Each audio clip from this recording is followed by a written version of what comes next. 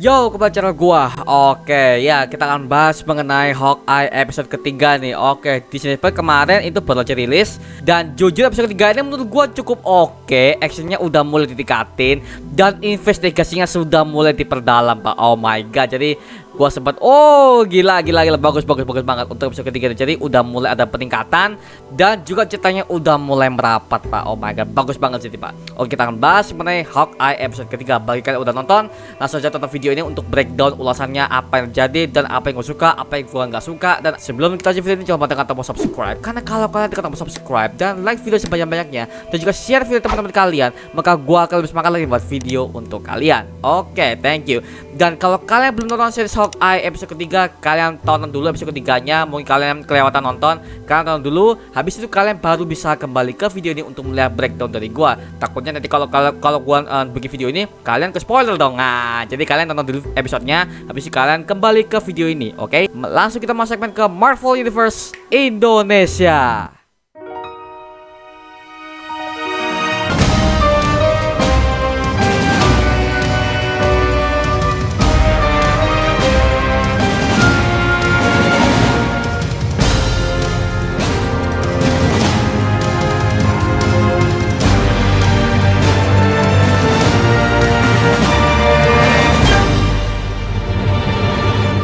Oke ya, episode ketiga Hawkeye nih. Jujur ketika gue tadi lihat ya, ini adalah dimana kita tuh bisa melihat si Echo. Nah, Echo yang dikatakan itu adalah anak angkat dari Kingpin ya. Bisa dibilang ini storyline-nya sangat gue suka banget. Jadi Echo ini pada saat awal-awalnya dia itu dipasangkan sebagai villain di sini. Jadi bisa dipastikan Hawkeye series ini ada berbagai macam villain yang akan saling terhubung ke satu sama lain. Swordsman, yaitu si Jack, bapak angkatnya si Kate Bishop ini, sama si Echo ini. Nah, si Echo ini kita fokusnya ke Echo. Jadi Echo ini di awal-awal kita udah diceritakan dari masa kecil seperti apa. Jadi si Echo ini adalah jadi nggak bisa mendengar dan juga dia tuh ketika ngomong dia itu hanya bisa memakai bahasa isyarat dan dia dekat dengan bapaknya. Yang merupakan bapaknya ini adalah anggota geng mafia. Nah, geng mafia nih. Jadi bisa dibilang bapaknya ini adalah seorang kriminal. Echo ini dari kecil dia tuh selalu berbicara dengan bahasa isyarat, dan untuk bahasa isyarat di MCU sebenarnya itu udah mulai diperkenalkan di Eternals. Oke, si Makari ya, ketika kita melihat bahwa kata wanita yang bisa memainkan bahasa isyarat itu adalah si Makari. Dan di sini gua melihat ini pasti kayak Makari, dia menggunakan bahasa isyarat untuk berbicara gitu ya, seperti itu. Dan si Echo itu ketika gua melihat itu, oh my god, untuk artis anak kecilnya sampai dia artis dewasanya, oh my god, ini akurat sekali, Pak. Mohon maaf nih, bagus banget. Dan kayaknya setelah gua teliti ini kayaknya nggak CGI deh. Untuk anaknya sama untuk pemeran dewasanya sangat klop sekali, Pak. Makanya gua bisa bilang, oh my god, MCU udah bisa dibilang membuat gue tuh terkejut, karena dengan castingnya mereka ini, mereka nggak pernah salah casting, Pak, dan itu selalu terkoneksi. Oh, bagus banget, gila bagus banget untuk sinkronisasi antara aktor anak kecil sama aktor dewasanya, bagus. Dan juga untuk Echo nya gue suka pembentukannya. Jadi kita bisa tahu bahwa alasan kenapa Echo ini mengincar si Kate Bishop itu karena sebabnya dia tuh ingin menangkap si Ronin. Nah, Ronin kan udah terlihat di episode kedua. Nah, di episode ketiga ini ketika Kate dan juga Clint Barton sudah ditangkap oleh si Echo, kita melihat alasan Echo kenapa dia itu mengincar si Ronin itu kan di masa lalu Ronin sudah membunuh ayah kandungnya. Nah, ayah kandungnya jadi dia dibunuh oleh Ronin, dan gue bisa melihat ketika bapak kandungnya mati ya, sebelum itu kita diperkenalkan ada sosok karakter yang bisa dibilang gua tuh, oh my god, ini akan muncul setelah gua udah nggak ngelihat dia selama bertahun-tahun. Akhirnya dia muncul di sini, si Vincent D'Onofrio, pun dia tuh hanya sebagai lengan doang. Jadi kita bisa melihat ketika si Echo ini akan berlatih ya di sebuah taekwondo atau gimana ya, silat lah pokoknya kalau di Indonesia ya. Situ kita bisa melihat bahwa si Echo ini bertemu dengan seseorang ini dimana ada suara ketawa. Nah, suara ketawa ini adalah suara ketawanya miliknya si Vincent D'Onofrio. Jadi bisa dipastikan Kingpin akan hadir di sini. Karena dari awal Kingpin itu sudah menghampiri si Echo ini dan dia merasa tertarik, Pak. Jadi kayak menghampiri si Echo, terus dia tawa kayak lucu anak ini, jadi seperti itu. Jadi ketawanya itu gue langsung, bagi yang udah nonton series Daredevil, lo pasti inget lah, dan lo pasti tahu lah dan juga kenal dengan suara khasnya si Kingpin Vincent D'Onofrio. Jadi bagi kalian belum nonton Daredevil, mending kalian tonton dulu lah Daredevil seperti apa di Netflix. Tapi kalau di sini mulai kita udah lihat nonton Netflix dari season 3 season Daredevil, oh my god, gue langsung kayak anjir, apa ya, bisa dibilang feedback kembali pak. Wah, dia muncul nih. Tapi kita belum bisa diperlihatkan apa namanya full face sama full body-nya seperti apa, karena katanya di MCU ini si Kingpin ini akan dibuat CGI dengan perutnya dan badannya akan akurat sama komik. Masalahnya gini pak ya, masalah begini, di komik itu Kingpin itu badan gede tapi kepalanya kecil pak, mohon maaf nih. Jadi gua melihat kalau akurat komik sih kayak apa ya, kayak kartunis dan juga nggak realistis gitu. Jadi gue lebih suka Kingpin di Daredevil yang itu badannya besar tuh apa adanya gitu loh. Jadi gak yang dilebih-lebih kayak, aduh, gue takutnya CGI-nya akan hancur pak, satu. Dan kedua, esensinya mengerikannya Kingpin itu akan hilang di MCU. Makanya gue mau Kingpinnya dari Daredevil kesini di Hawkeye ini, gue mau unsur seramnya, unsur diktatornya gimana, gue mau itu semuanya ada di sini pak. Karena bisa dibilang Kingpin Vincent D'Onofrio itu berhasil membuatku tuh sangat terintimidasi sekali dengan dia ketika dia itu muncul. Bagus sebenarnya, cuman ya gue mengharapkan di MCU ini dia tuh nggak berubah karakternya dan juga kedua mengenai bocoran si Kingpin itu ketika dia muncul tuh katanya dia tuh akan muncul di episode 4, 5, dan 6 kan, ternyata ada 6 episode kan. Jadi gua mau lihat dia tuh bagaimana aksinya aja seperti itu. Nah lanjut ya. Dan kita bisa melihat Echo ini ketika dia tuh akan menginterogasi Clint dan juga kenapa dia tuh memakai baju Ronin dan sebagainya, dari mana dia tuh mengambil kostum itu, si Echo ini langsung menginterogasi mereka. Dan si Clint ini pada saat dia tuh akan lolos dari interogasi tersebut, dia kehilangan kupingnya pak. Nah jadi si Clint itu kan udah jelaskan di episode sebelumnya bahwa dia tuh pernah apa ya diserang dan juga kupingnya itu sudah kenapa, jadi kupingnya itu udah budek banget, literally budek pak. Literally tuli banget. Jadi bisa dibilang dia tuh udah nggak bisa mendengar lagi tanpa alat bantu. Jadi alat bantunya udah pecah. Jadi kita bisa melihat si Clint ini bertarung tanpa dia bisa mendengar apapun, tapi dia masih ahli pak. Oh my god, Hawkeye udah mulai apa ya digandang-gandangin di sini. Dan Kate, oh my god, ini dia udah pakai kostum ikoniknya, kostum pinknya, sama dia pakai beberapa armor sama panahnya. Oh my god, cantik banget pak, sumpah. New waifu udah datang di MCU nih si Kate Bishop ini. Bagus banget untuk aktrisnya. Oh my god, cantik banget pak, lebih cantik dari Yelena. Kan sekarang kan kalau untuk waifu di MCU kan Yelena. Oh Yelena cantik, sekarang digantikan sama dia pak. Bagus pak, MCU udah mulai membuat waifu baru nih. Lanjut ya. Dan sekitar kita bisa melihat pertarungan epic di jalanan. Lu tahu kan ada di trailer di akhir itu ketika si Kate Bishop sama Hawkeye itu laki mereka itu kayak menghindari sebuah pertempuran kejar-kejaran mobil, itu ada di sini pak. Di episode ketiga udah jelaskan bahwa Echo dan juga para gerombolan geng tracksuitnya mengejar si Kate Bishop sama si Hawkeye ini. Ini adalah adegan yang paling bisa dibilang bagus banget pak. Bagus banget dari scene ke scene, kamera to kamera, dari zoom in zoom out. Oh my god, rapi pak. Gua ngomongin rapi karena apa, dari mereka tuh bertarung dan juga kejar-kejaran itu nggak buat gua pusing. Dan juga tembak-tembakan ala si Hawkeye ini menurut gua bagus banget karena kita bisa melihat pemanangnya itu ketika dia menembak panah itu ada beberapa scene-nya di slow motion-nya. Kate nembak panah itu ada di slow motion dan berbagai macam panah kita udah jelaskan di sini ya. Yang pertama adalah panah biasa, yang kedua ketika si Kate tuh apa ya melemparkan panah peledak. Nah, the bomb arrow itu ada di sana. Dan kita bisa melihat ketika dia tuh ngomong holy shit. Nah, itu ada itu juga ada di trailer dan itu adegan ditampilkan di episode ketiga ini. Itu adalah angle di mana gue bisa melihat si Kate Bishop itu cantik banget, Pak. Karena shotnya dari depan terus habis itu ngomong holy shit, itu menurut gua oh my god. bagus. Mereka sudah berani mengeluarkan kata-kata yang seperti ini, padahal itu kan kata-kata yang biasa kalau kita lihat ya, holy shit, what the fuck, what the hell, itu kan biasa aja gitu loh. Tapi di sini mereka bisa berani karena series. Coba kalau di MCU movie gue nggak tahu lagi itu seperti apa, tapi di series mereka berani seperti itu. Oh my god, bagus banget pak, gue suka banget karena gak ada dengan meme-meme yang ala-ala MCU ngomong language. Bodoh amat lah, gue nggak suka pak, sumpah. Kayak itu kesan kayak film bocah pak. Di sini mereka udah berani lah karena mungkin ada kedatangan si Vincent D'Onofrio sebagai Kingpin. Gue nggak sabar banget pak karena kita udah titis awal-awal Kingpin muncul di sini dengan ketawa fansnya si Vincent D'Onofrio. Gue mau tahu pak Kingpin sih seperti apa pak. Gue mau lihat CGI-nya main gak di sini. Katanya mereka akan CGI-nya badannya di besar gitu loh. Aduh, gue mau tahu seperti apa. Jelek gak desainnya? Karena sampai sekarang kita masih belum lihat desain fullnya seperti apa. Aduh, sayang banget. Lanjut lah. Dan kita bisa melihat si Clint Barton ini sama si Kate Bishop ini ketika mereka sudah selesai pertempuran. Gue suka pertarungan di adegan di jembatan. Di jembatan tersebut kan kita udah tahu bahwa si Hawkeye sama si Kate Bishop ini mereka lagi bertarung dengan gerombolan geng si Tracksuit ini, yaitu gerombolan si Echo lah ya. Dan ketika mereka bertarung dengan tembak-tembakan juga ala-ala tembak-tembakan panah, itu gua bisa melihat bagus banget sih. Ini mengingatkan gua dengan Saints Arrow di DC CW Arrowverse, Pak. Jadi kalau gua kayak si kelas itu kayak flashback kembali, Pak, dengan pertarungan ala-ala vigilante pemanah gitu loh. Tapi di sini mereka buatnya PG-13 ya, bisa dibilang ini masih aman lah ya. Dan juga mereka berani mengeluarkan darah. Lu masih ingat gak ketika si Echo ketika dia tuh sudah mengampiri ayah yang sekarat, itu kan dia tuh ayah kan lagi nempel ke pipinya si Echo, terus ada darah di sini. Nah, ini udah mulai mereka udah berani mengeluarkan yang namanya darah. Terus itu kan adalah hal yang biasa, itu kan menambah kesan horornya untuk pembentukan si villain. Nah, jadi Echo ini pembentukan villainnya menurut gue bagus banget sih. Padahal kalau gue lihat di komik kan Echo kan sebenarnya hero, tapi di sini dia tuh mungkin pembentukan sebagai villain karena kan dia tuh asalnya dari Kingpin. Nah, gitu. Jadi gue mau tahu ya Echo ini sampai ke teman seperti apa. Tapi di sini untuk origin si Echo versi MCU juga bagus banget, Pak. Jadi gue bisa dapat tahu asal dia tuh jadi jahat kuat banget, Pak. Karena apa? Ronin sudah membunuh ayah kandungnya. Jadi itu pas dalamnya si Echo ini untuk mengincar si Ronin ini. Siapa sih dia?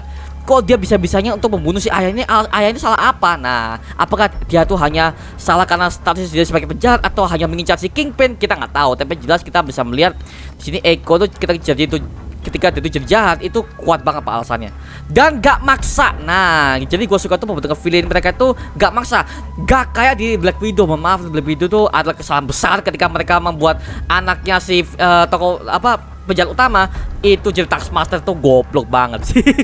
Dan gue suka ada adegan ketika si Kate Bishop sama Cliff Barton tuh mereka akan memikirkan konsep kostumnya, Pak. Setelah mereka berhasil menghadapi tracksuit ini, mereka kabur lewat penjara itu, lewat kereta api. Oh my god, itu adalah scene slow motion. Itu slow motion itu paling bagus, Pak. Ketika mereka akan jatuh ke air laut, terus panahnya akan diset. Oh, itu langsung mereka ketarik ke kereta api itu. Dalam gue tuh normal bagus banget sih, bagus. Dan gue nggak kepikiran sumpah lah. Gue kira mereka tuh akan terjun ke laut cari biur gitu loh. Ternyata mereka punya rancangan lain gitu loh. Oh my god, bagus.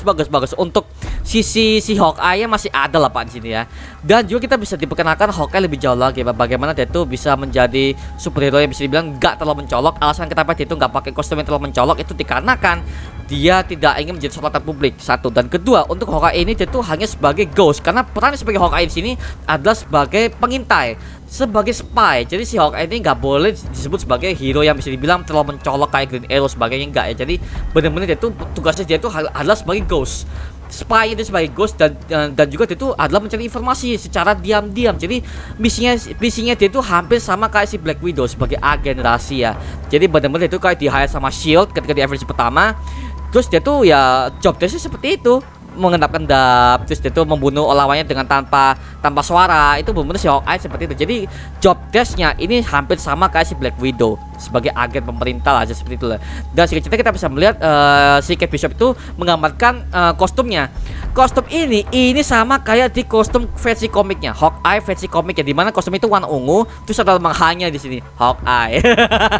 Ya, Easter egg nih ya, ini cuma Easter egg ya. Jadi kita nggak akan dapat lah kostum seperti itu, tapi dengan berbagai macam poster-poster juga berbagai macam wallpaper yang udah tersebar di Google, ini kita akan bisa melihat kostumnya si Hawkeye sama kostum Kate Bishop ini akan sama-sama warna ungu, tapi tidak dengan konsep seperti yang di komik. Jadi benar kostumnya jadi kostum biasa, tapi cuma diganti warnanya untuk si Hawkeye, si Clint Barton ini aja seperti itu. Dan juga kita bisa melihat keluarga si Hawkeye ini sangat merindukan si Clint Barton karena dia tuh udah beberapa hari itu nggak pulang. Jadi keluarga yang merindukan dia untuk merayakan momen Natal. Jadi kita nggak hanya dipertunjukkan sisi actionnya sama sisi itunya, tapi kita diperlihatkan juga sisi kekeluargaan si Clint Barton bagaimana ya, bagaimana anak-anaknya sama merindukan dia ketika momen Natal udah dekat. Dan Clint Barton ini masih ada misi untuk mencari tahu siapa di balik tracksuit ini. Dan kedua, kostumnya dikemanain. Nah gitu, seperti kita, waduh bagus banget sih. Itu gue suka sih dengan cerita seperti itu, karena apa ya, gue udah nunggu banget konsep cerita di mana itu tanpa adanya superpower. Sumpah. Makanya ini villain-villainnya, oh my god, mereka tuh main skill. Mereka tuh semua main skill, dan juga nggak ada namanya superpower tuh, nggak ada. Kecuali Kingpin ya, karena Kingpin tuh Kingpin tuh udah badannya itu katakanlah dia tuh badannya Kingpin itu kalau dia ditembak itu nggak bisa. Ketika ditembak badannya itu bisa memantalkan peluru, Pak. Jadi bisa dibilang badan Kingpin itu kayak shieldnya dia lah. Nah gitu, jadi Kingpin itu kelemahannya di kepala. Nah gitu, lanjut ya.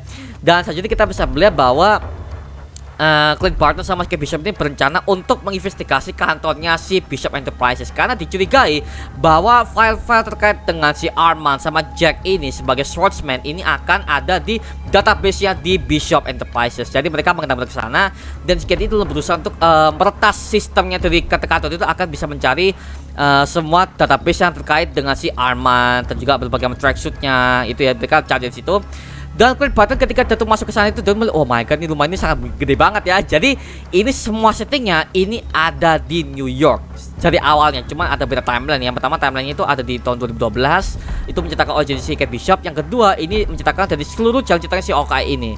Ya seperti itu. Dan oh my god, semua Easter egg-nya tuh bisa dibilang nggak terlalu banyak sih, cuma gitu doang sih. Gitu sih, makanya oh my god, ini bisa dibilang bagus banget sih, bagus banget beberapa itu dimana kita bisa mengetahui semua versi jenis-jenis panahnya si Hawkeye bagaimana. Ya gak jauh-jauh lah, kayak panah peledak lah, panah asam lah, terus crossbow itu semuanya ada. Jadi masih dibilang jenis panahnya masih sangat-sangat bisa dibilang ya kayak jenis panah biasanya kita bisa melihat di superhero reference itu sudah ada semua, kecuali panah USB pak. Panah USB itu gue kaget banget sih ketika panah USB itu ditembak. Itu tujuannya bukan cuman nancapin USB. Itu USB itu tujuannya adalah untuk merekat. Jadi panah USB itu untuk merekat ke sebuah objek yang sangat keras gitu loh. Itu ya itu kayak panah magnet lah istilahnya seperti itu. Makanya USB itu fungsinya adalah untuk merekat suatu objek yang keras gitu loh. Nah gitu kan. Jadi gue kaget, panah USB. Ini kreatif kan ini MCU.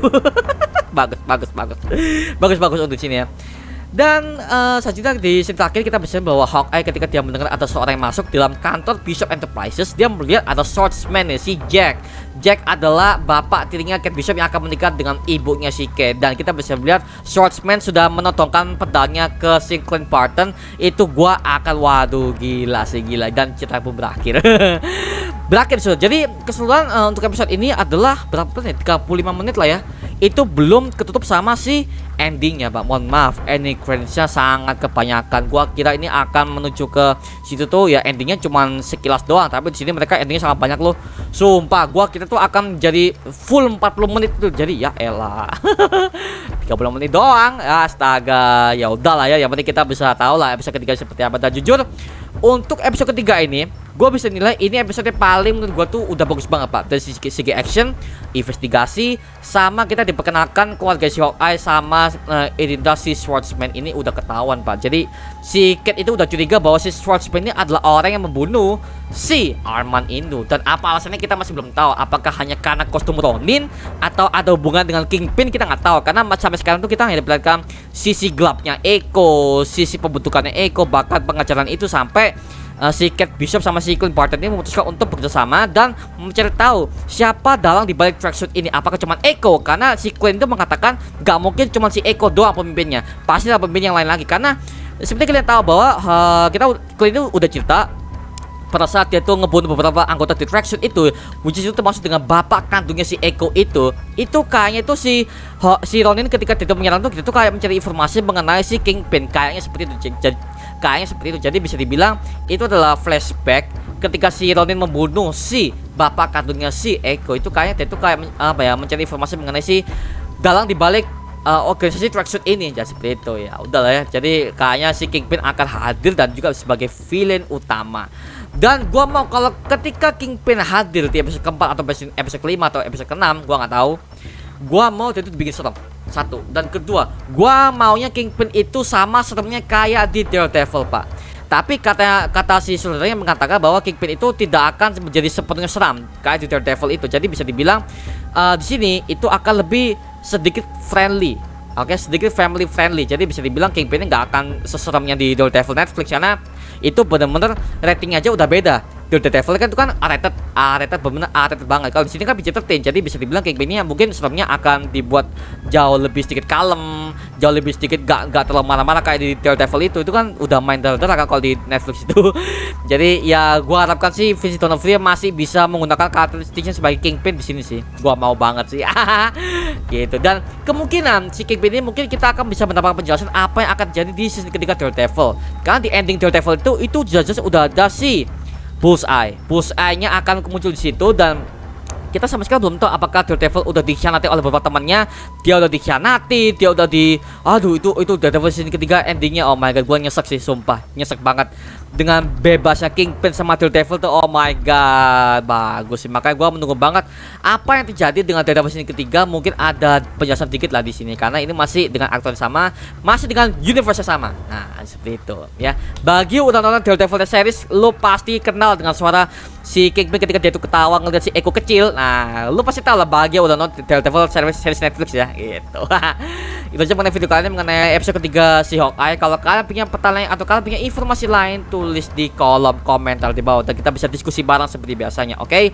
Terima kasih udah menonton video. Coba like, comment, subscribe. Tunggu gua buat video mendidik tampil kalian semua. Karena gua janji sebisa mungkin gua akan buat video yang seru ini seperti ini untuk kalian. Jadi jangan lupa tekan tombol subscribe dan juga nyalakan loncengnya agar kalian tidak ketinggalan video-video baru dari gue. Sampai jumpa di video berikutnya. Adios. Woo!